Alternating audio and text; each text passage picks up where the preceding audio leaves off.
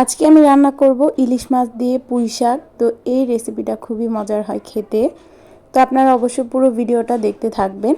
তো ছাদে চলে এসেছি পুঁই শাক নেওয়ার জন্য। মাশাআল্লাহ পুঁই শাকগুলি অনেক সুন্দর হয়েছে।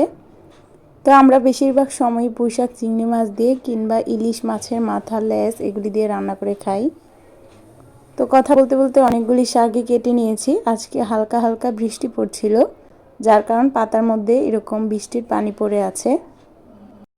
কথা বলতে বলতে পুঁই শাক কাটা হয়ে গিয়েছে। এবার আমরা চলে যাব বাসায়। বাসায় এসে পুঁই শাকগুলিকে কেটে ভালো করে ধুয়ে নিয়েছি। আর এদিকে নিয়ে নিয়েছি পেঁয়াজ, কাঁচামরিচ, আর নিয়ে নিয়েছি আলু কেটে, আর নিয়ে নিয়েছি ইলিশ মাছের লেজ, মাথা আর কিছু পিস। এগুলি দিয়ে আজকের এই শাকগুলি রান্না করব। তো এবার চলে যাচ্ছি রান্না করতে। রান্নার জন্য চুলাতে একটা কড়াই বসিয়ে দিয়েছি। এটার মধ্যে দিয়ে দিলাম পরিমাণ মতো সয়াবিন তেল, আর দিয়ে দিচ্ছি পেঁয়াজ কুচি, কাঁচামরিচ ফালি দিয়ে এটাকে বাদামি করে ভেজে নিয়েছি। যেহেতু ইলিশ মাছ আর পুঁই শাক, এটার মধ্যে বেশি মশলার ব্যবহার করব না।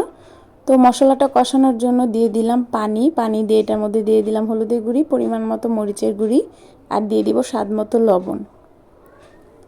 দেখতেই পাচ্ছেন মাশাআল্লাহ মশলাটা খুব সুন্দরভাবে কষানো হয়ে গিয়েছে, কালারটা অনেক সুন্দর এসেছে। এবার এটার মধ্যে দিয়ে দিব ইলিশ মাছ আর দিয়ে দিব আলু।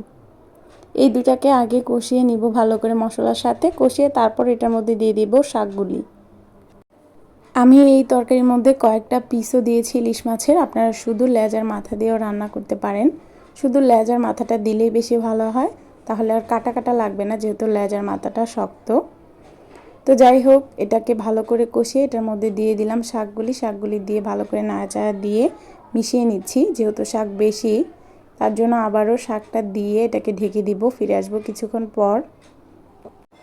তো কিছুক্ষণ পর আবারও শাকটাকে নাড়াচাড়া দিয়ে নিচ্ছি। আর এই মুহূর্তে শাকটা অনেকটাই সিদ্ধ হয়ে কমে এসেছে। যেহেতু নিজের হাতের লাগানো এই শাক খেতে অনেক বেশি মজা। বাহির থেকে শাক কিনলে অনেক সময় শাকগুলি একদম তরতাজা থাকে না, আর এত বেশি মজাও লাগে না। নিজের হাতের জিনিসের মজাই আলাদা।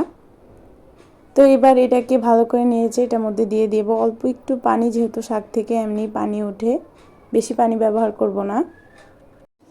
এবার আমি শাকগুলিকে ভালো করে নাড়াচাড়া দিয়ে মশলার সাথে মিশিয়ে নিচ্ছি।